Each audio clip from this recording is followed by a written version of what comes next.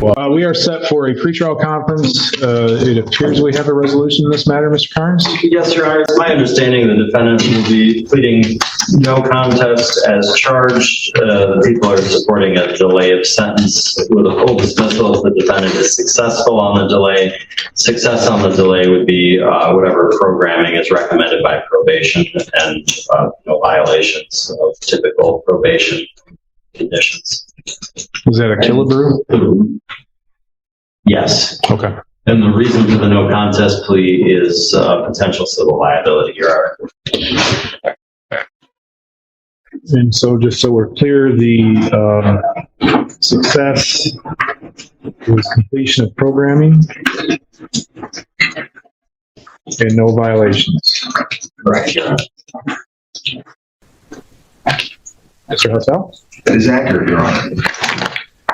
Ms. Jones, have you heard what the attorneys have said the resolution in this case is? Yes. And is that how you wish to resolve it? Yes. Will you please raise your right hand? You solemnly swear or affirm that the testimony you give in this matter will be the truth, the whole truth, and nothing but the truth? Yes.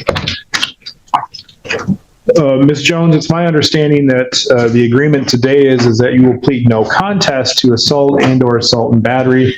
That is a 93-day misdemeanor and/or a fine of $500, and consecutive sentencing may be imposed if the offense happened in a place of confinement. Now, along with that, there's what's called a Killebrew agreement, and what that is the prosecution and your attorney and you have reached an agreement that you'll be placed on a delay of sentence, and if you're successful with that delay of sentence, the case would be dismissed. Success means that you complete all the programming that your probation officer requests that you do, and you not have any violations. Do you understand that? Yes. Now, if I decide that I do not want to go along with that agreement, you have the option to withdraw your plea. Do you understand that? Yes. Additionally, this is going to be a no contest plea due to potential civil liability. What that means is that the alleged victim in this case could potentially sue you for any damages in which she's incurred. A no contest plea allows me to read a document, looks like it's going to be a police report, and use that police report to determine whether or not there's a factual basis to accept the plea and to use that for sentencing purposes. Do you understand that? Additionally, a no contest plea cannot be used against you. So if you were going to plead guilty and this person sued you, that guilty plea could be used against you.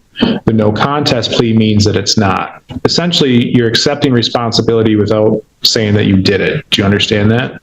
Yes. And is that how you wish to proceed? Yes. Back on March 31st of this year, were you on probation or parole? No. Were you on bond? And then Ms. Jones, to the offense that on or about March 31st, 2025, here in the city of Cadillac of Wexford County, how do you plead to committing the offense of assault and/or assault and battery? No contest. I find the plea is knowing, voluntary, and accurate. As such, Ms. Jones, I find you guilty of assault and/or assault and battery. In particular, on March 31st, 2025, there is a video that shows Ms. Jones hitting, kicking, kneeing as the victim is lying in a fetal position by what's commonly referred to as the old dam.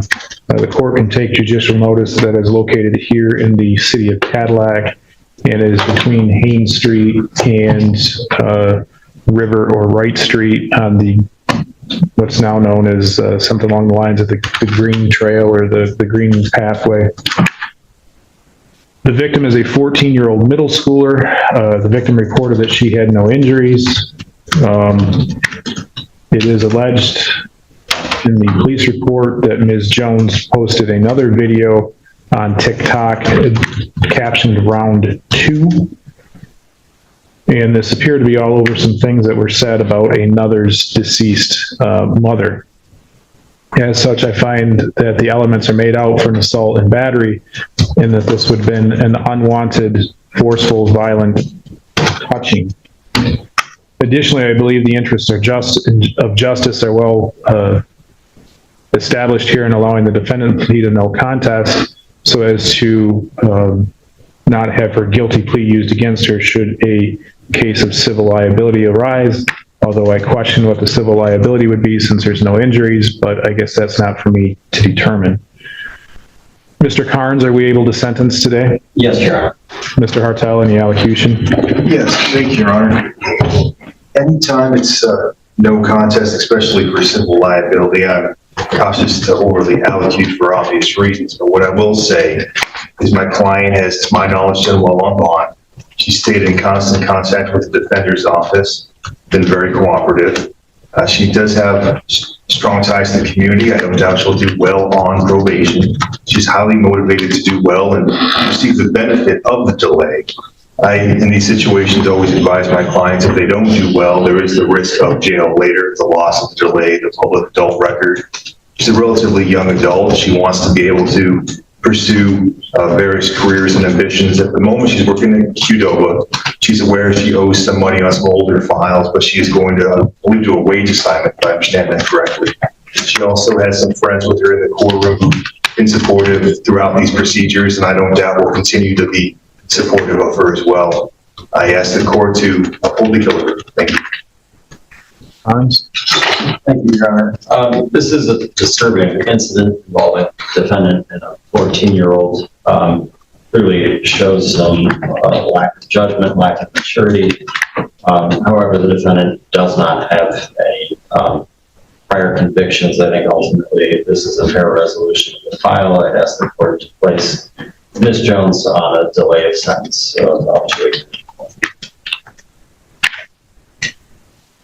Mr. Carnes, I know the CCH is relatively blank because she's just now 18, but there's some juvenile history, is there not?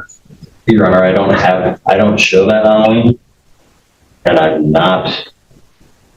am familiar with Ms. Jones on some other things, but not where she was the defendant. So if the court has Well, I'm just trying to remember. I remember, seems like climbing on top of the school for the 4th of July. Were there charges on that? She reached 18. That was resolved with a civil infraction, I believe. I'm just going purely off memory, Your Honor. I'm going to be very honest with everybody. I don't plan on following this Killebrew agreement. She's an 18-year-old who literally kicked and beat a 14-year-old in a fetal position on the ground because of something that was said about somebody else's deceased mother, and then had the gall to post another video of it on TikTok. That's not somebody who's making a mistake. That's not what this type of thing is designed for. A delay of sentence is to allow the court to determine whether or not the person will be successful on a term of delay in sentence, and hopefully follow through with the plans. From what I've seen from Ms. Jones, and Mr. Carnes, if you tell me that charges weren't brought, I trust you on that, but I can tell you, and I'm not using any of my prior knowledge because clearly it's not full, but I do know from my time as the elected prosecutor here and as judge, and I believe she has another case coming up that she has to be arraigned on with Judge Van Oltz, because I had a conflict on that because I was the elected prosecutor when that was arose. This is not a one-time mistake. Ms. Jones has been in and out of this, whether it's this court or the probate court or somehow tied with other events. I'm not going to make a decision today. What I'm going to do is I'm going to set this over for sentencing, and I'll allow both parties the opportunity to do sentencing memorandums and try to convince me why I'm wrong in my thought process. But as I sit here today with the information I have, I cannot in good conscience let this just get, for all intent and purposes, swept under the rug.